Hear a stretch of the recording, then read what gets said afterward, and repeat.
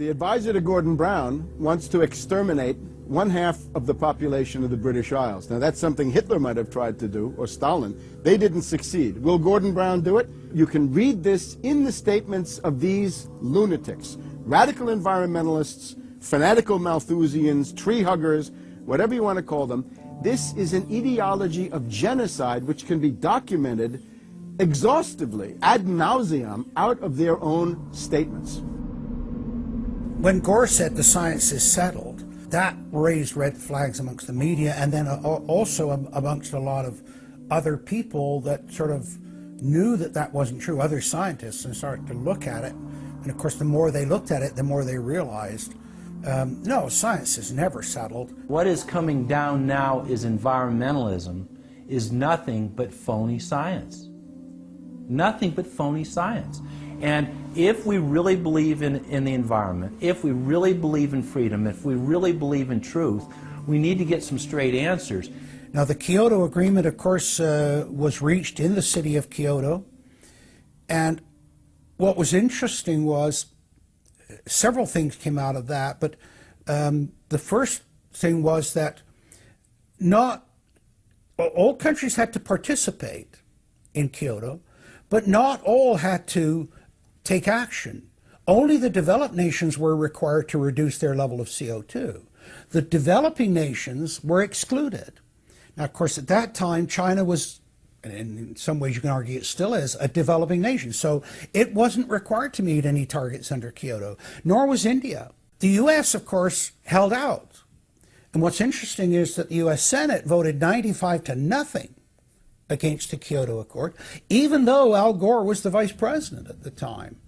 And lucky for him, he didn't have to cast a deciding vote. But so it was 95-0 against it, because the U.S. Senate saw, no, this is a socialist distribution of wealth. This is going to cost jobs and economy, and so they scrapped it completely. We're now told that you have to buy carbon offsets. In other words, if you have sinned by having a carbon footprint and by carbon emissions, you've got to buy a carbon offset, which is usually a scam. Somebody claims to have planted an acre of grass in the third world. It never happened. They take your money and laugh all the way to the bank. But they're telling you that in order to cleanse your guilt, you've got to buy a carbon offset. Talk about carbon polluters. You talk about them.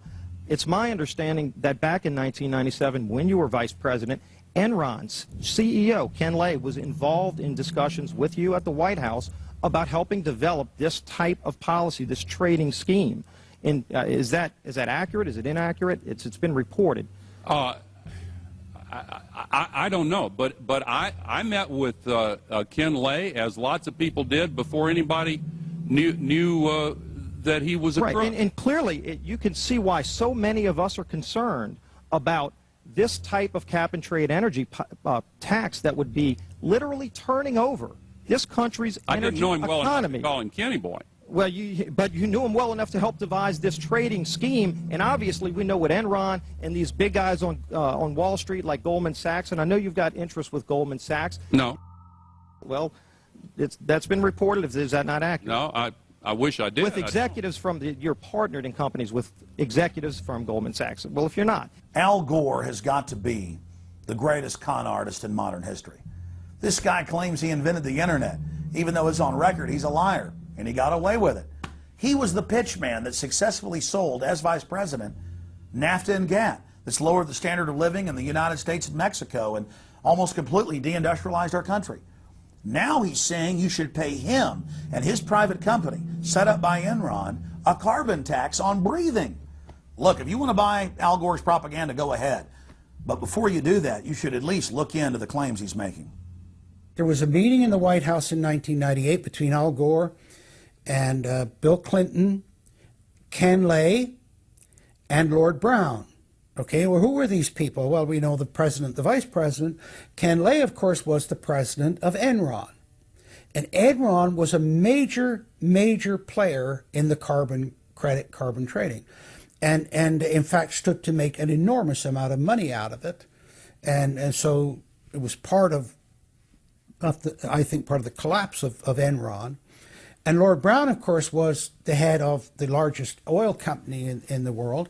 And they were looking to buy into this, as is happening now, where the energy companies are becoming the big promoters of, oh, we got to go green, we got to go to alternate energies, and all of this this stuff.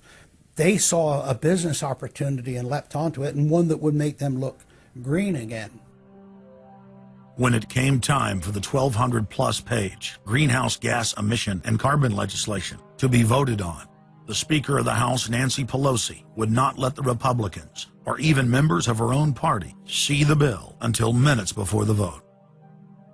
Republican Minority Leader John Boehner engaged in a rare House filibuster and read shocking section after shocking section from the legislation. Now, I really hate to do this, but when you file a 300-page amendment at 3:09 a.m., the American people have a right to know what's in this bill and have a right to know what we're voting on.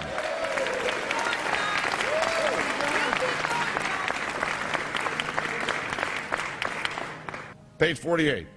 Each building code enforcement department receiving a grant under subsection A shall impanel a code administration and enforcement team consisting of at least one full-time building code enforcement officer, a city planner, and a health planner or similar officer. I can take you to Chickasaw, Mercer County in my district. They don't have one full-time person that works for the village, all right, not one. Look at the mandate on every city, village in America right here in this bill. So that we're not only going to tell you what the codes are going to be, but we're going to tell you how many people you need to hire to enforce this. Page 41, determine any geographic area within the contiguous United States that lacks a federal power marketing agency. Because, you know, we can't move power around the country without a federal power marketing agency. We do it today, but now we have to have a new government agency to do this. All California housing standards are now going to be imposed on every American community. You don't have the right to have your own building standards in your community or in your state. Hell no, the federal government's going to tell you what they are. It quickly became clear why Pelosi and the Democratic leadership were desperate to keep the contents of the bill secret before the vote. Now, because of this underlying bill, the federal government will virtually have control over every aspect of lives for the American people. It is time to stand up and say, we get to choose. We choose liberty or we choose tyranny. It's one of the two. The underlying bill represents the tyranny and the intervention of the federal government. It's our choice. What will we choose today? Will we choose liberty or will we choose tyranny? And I know that we'll be facing the single moms that heard from last summer. They can't afford the gasoline bill. They can't afford the propane. You didn't do a great thing. You hurt some really decent families struggling, trying to make it, and this is going to be their death knell. It breaks my heart. I yield back. It is, of course, a carbon tax on economic activity, farming, manufacturing, real production here inside the United States. It would tend to shut down even those miserable remains of an industrial economy that we still have after the collapse of the Detroit automakers and their related subcontractors and so forth.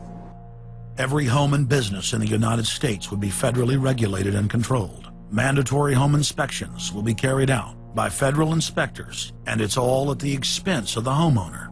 In New York, they're called the environmental police. On this day, a surprise visit to a market in Brooklyn's Chinatown. And every day you're not in compliance, you face huge fines. Go to page 235. The Secretary may set and collect reasonable inspection fees to cover the cost of inspections required. So number one, they can come in, the federal government can come in and inspect your house and send you the bill. And if they find that you're out of compliance with this new federal code, the Secretary shall assess a civil penalty for violations of this section. And then further, going to page 236, each day of unlawful occupancy shall be considered a separate violation. We're setting up a global warming Gestapo that can literally come in, and now this new term, unlawful occupancy. So now living in your home is considered unlawful under this bill. This is ludicrous. Worst of all, carbon czars in more than 35 federal agencies are given unlimited dictatorial power to to tax all forms of carbon and carbon emissions. The Commissar Green Police openly brag that they will have the power to selectively enforce the new edicts on a case-by-case basis. It's funny because when I tell people what I do for a living, the first response usually is, "You're with the environmental police?" There is no environment in New York City. With this new power, the Green Mafia can take over the entire economy through selective enforcement. We know, Madam Speaker, that this national energy tax will cost the American people $2 trillion. We know that. We know this will result in a loss of 2.5 million jobs every year for the American people. We know that. We know this will result in a reduced standard of living for Americans. We know that. What is the point and what's the benefit?